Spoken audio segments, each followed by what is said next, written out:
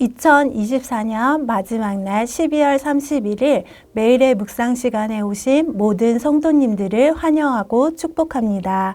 오늘 묵상을 통해 하나님의 크신 은혜가 저와 여러분 가운데 함께 하시기를 예수님의 이름으로 축복합니다.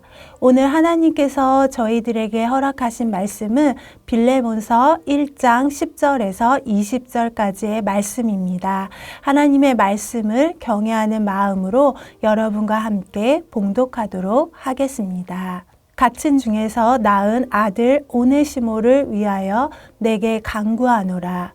그가 전에는 내게 무익하였으나 이제는 나와 내게 유익함으로 내게 그를 돌려보내노니 그는 내 신복이라. 그를 내게 머물러 있게 하여 내 복음을 위하여 갇힌 중에서 내 대신 나를 섬기게 하고자 하나 다만 내 승낙이 없이는 내가 아무것도 하기를 원하지 아니하노니 이는 너의 선한 일이 억지같이 되지 아니하고 자의로 되게 하려 함이라. 아마 그가 잠시 떠나게 된 것은 너로 하여금 그를 영원히 두게 함이니라. 이후로는 종과 같이 대하지 아니하고 종 이상으로 곧 사랑받는 형제로 둘 자라. 내게 특별히 그러하거든 하물며 육신과 주 안에서 상관된 내게랴. 그러므로 내가 나를 동역자로 알진대 그를 영접하기를 내게 하듯 하고 그가 만일 내게 불의를 하였거나 내게 빚진 것이 있으면 그것을 내 앞으로 계산하라. 나 바울이 친필로 쓰노니 내가 갚으려니와 내가 이 외에 내 자신이 내게 빚진 것은 내가 말하지 아니하노라. 오 형제요, 나로 주 안에서 너로 말미암아 기쁨으로 얻게 하고 내 마음이 그리스도 안에서 평안하게 하라. 본문의 배경을 보면 바울이 복음을 전할 당시 로마 제국은 전쟁을 통해 승리의 전리품으로 많은 사람들을 노예로 삼았습니다. 많은 노예를 효율적으로 다루기 위해 가혹하고 철저한 노예 제도가 생겨났고 노예는 사람의 대우를 받지 못하고 단순히 살아있는 도구로서 주인의 재산으로 여겨졌습니다. 이러한 시대 상황에서 빌레몬서는 바울이 로마 감옥에서 쓴 편지로 빌레몬이라는 사람에게 보낸 개인적인 편지입니다. 빌레몬은 골로새 지역의 기독교 공동체의 지도자 중 한 명으로 그의 집에서 모여 예배를 드릴 만큼 부유한 사람이었습니다. 바울은 이 편지에서 빌레몬의 노예였던 오네시모가 주인의 재산을 훔쳐 달아났으며 이는 로마법에 의하면 사형에 해당하는 엄청난 일이었습니다. 하지만 바울은 자신을 돕는 동역자가 된 오네시모를 빌레몬에게 하나님의 사랑을 기억하게 하여 오네시모를 용서하도록 권면하는 내용이 기록된 편지입니다. 바울은 본문 11절 말씀에서 그가 전에 내게 무익하였으나 이제는 나와 내게 유익함으로 라고 오네시모를 소개합니다. 아무 쓸모 없었던 인생 오네시모가 복음을 받아들이고 난 후 바울과 빌레몬에게 유익한 사람이 되었던 것입니다. 바울의 말로 미루어 보아 오네시모는 주인 빌레몬의 집에 있을 때 늘 도망칠 궁리만 하는 탐욕스럽고 쓸모없는 노예였던 것 같습니다. 오네시모의 이름인 유익한, 도움이 되는 이란 뜻이지만 실제 복음을 알기 전에 그는 그 이름과는 정반대로 지극히 무익한 자, 도움이 되지 않는 자였던 것입니다. 그러나 그가 바울을 통해 복음을 알고 난 후로는 그의 이름대로 바울뿐만 아니라 빌레몬에게도 유익한 자가 된 것입니다. 이처럼 복음은 쓸모없는 사람조차도 유익한 자로 바꾸어 놓는 힘이 있습니다. 우리가 잘 아는 어거스틴도 복음으로 인해 무익한 자에서 유익한 자로 변화된 사람 중에 하나입니다.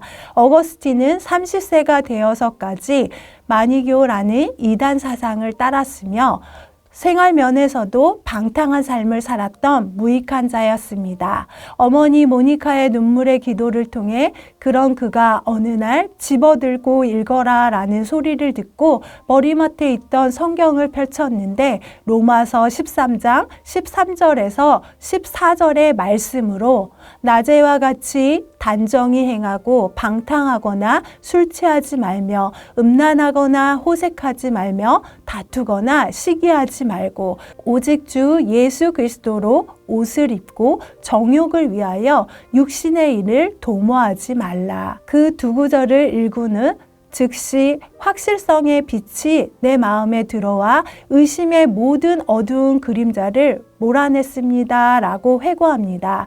그는 위대한 신학자요 저술가로서 지금까지도 교회와 성도들에게 많은 유익을 주는 인물이 되었습니다. 또한 우리가 잘 아는 한국 초대교회 지도자 중 한 사람인 김익도 목사도 복음으로 인해 무익한 자에서 유익한 자가 된 인물입니다. 그는 양반집 자제로 태어났지만 과거 시험에 몇 번씩 낙방하고는 동네 깡패가 되고 말았습니다. 힘이 얼마나 장사인지 주막집 기둥을 떼어 집을 무너뜨리기도 했고 온갖 기물을 파손하는 것도 대수롭지 않게 생각했고 사람들에게 피해만 주는 쓸모없는 인생이었습니다. 그러나 수알른 선교사를 통해 예수님을 영접한 그는 그야말로 순한 양처럼 변했습니다. 과거에 그로부터 고통을 당하던 사람들이 그가 기독교인이 되었다는 말을 듣고 찾아와서 뺨을 때리고 침을 뱉기도 했지만 그는 예수님의 사랑으로 다 받아주었습니다. 그는 평양신학교를 졸업한 후 신천교회 목사로 장로교회 총회장으로 헌신하였으며 전국 교회 부흥회를 무려 776회를 인도하고 무려 28,000회의 설교를 했습니다. 또한 150개의 교회를 세우고 신유의 은사로 1만 명을 고쳤으며 그 외에 설교에 감동되어 목사가 된 사람들이 200여 명이나 되었습니다. 그는 무엇보다도 1950년 10월 14일 후퇴하는 북한군에 의해 신천 서북교회 강단에서 총살당해 순교함으로써 후대 성도들에게 하나님의 사랑의 위대함을 남긴 유익한 사람이 되었습니다. 사랑하는 성도 여러분, 바울은 어떤 사람이었습니까? 그도 원래는 교회를 핍박하고 많은 믿음의 사람들을 괴롭히던 도움이 되지 않는 쓸모없는 사람이었습니다. 디모데전서 1장 15절 말씀에 mit보다 모든 사람들이 받을 만한 말이여 그리스도 예수께서 죄인을 구원하시려고 세상에 임하셨다 하였도다. 죄인 중에 내가 괴순이라. 바울은 자기 자신을 죄인 중에 내가 괴수라고 스스로 고백할 정도로 복음을 알기 전에 무익한 자였습니다. 그런데 그가 하나님의 은혜로 복음을 알고 난 뒤로는 모든 사도보다 더 많이 수고하고 유익한 종으로 변화되었습니다. 고린도전서 15장 10절에서 11절 말씀에 이렇게 기록하고 있습니다. 그러나 내가 난 것은 하나님의 은혜로 된 것이니 내게 주신 그의 은혜가 헛되지 아니하여 내가 모든 사도보다 더 많이 수고하였으나 내가 한 것이 아니요 오직 나와 함께 하신 하나님의 은혜로라. 그러므로 나나 그들이나 이같이 전파하며 너희도 이같이 믿었느니라.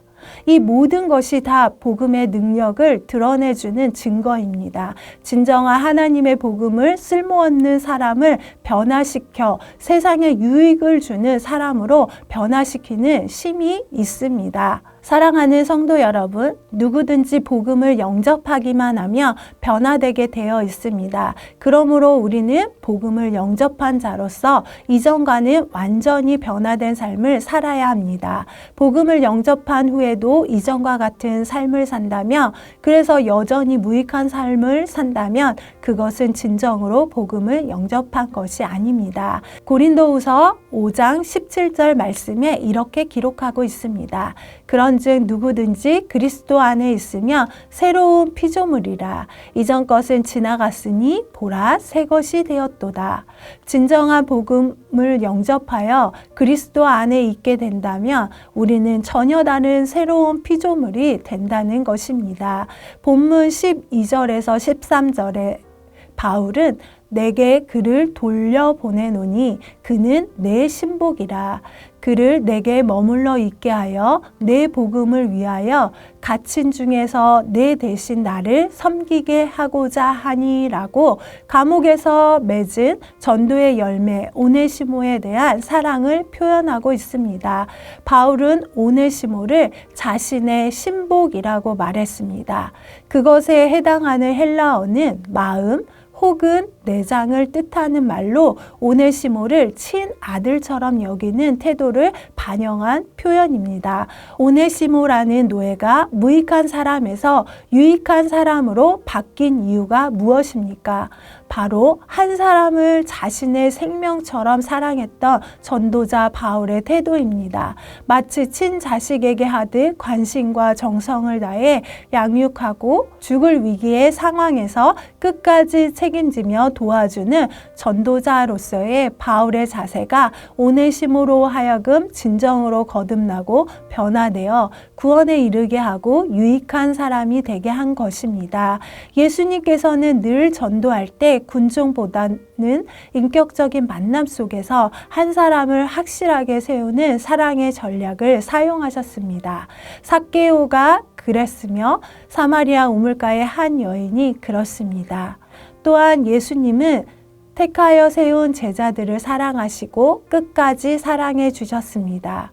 배신한 제자들에게 찾아가셔서 회복시키시고 다시 사명을 주실 정도로 생명처럼 사랑해 주셨습니다.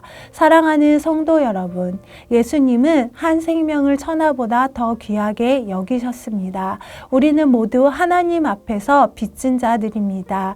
우리는 우리의 힘으로는 도무지 갚을 수 없는 빚을 하나님께 졌습니다. 그 빚은 죽음으로만 해결할 수 있는 빚이었습니다. 그런데 하나님께서는 우리를 불쌍히 여기셔서 은혜를 베푸사 예수 그리스도를 통해 그 빚을 다 탕감해 주셨습니다. 그래서 우리는 하나님께 은혜와 평안을 입은 것입니다.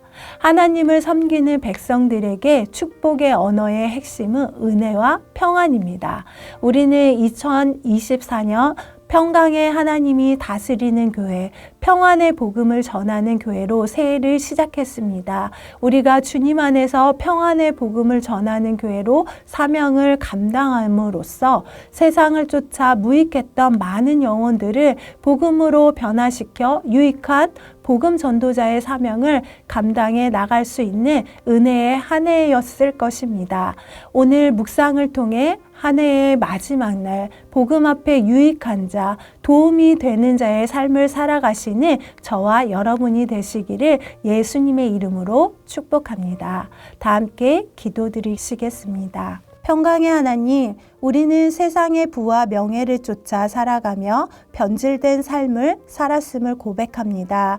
우리를 죄와 허물에서 건져주신 예수 그리스도의 십자가 사랑을 통해 새 생명 얻어 변화된 그리스도의 일꾼된 삶을 살아갈 수 있게 하심을 감사합니다. 하나님의 백성으로 변화된 삶으로 평안의 복음의 신발을 신고 평안의 복음을 전하는 주의 몸된 교회가 되게 하옵소서. 오늘 하루를 살아갈 때 주님의 은혜와 평강을 누리며 유익한 주의 백성으로 세상을 살아갈 수 있도록 인도해 주시옵소서. 예수 그리스도의 이름으로 기도합니다. 아멘.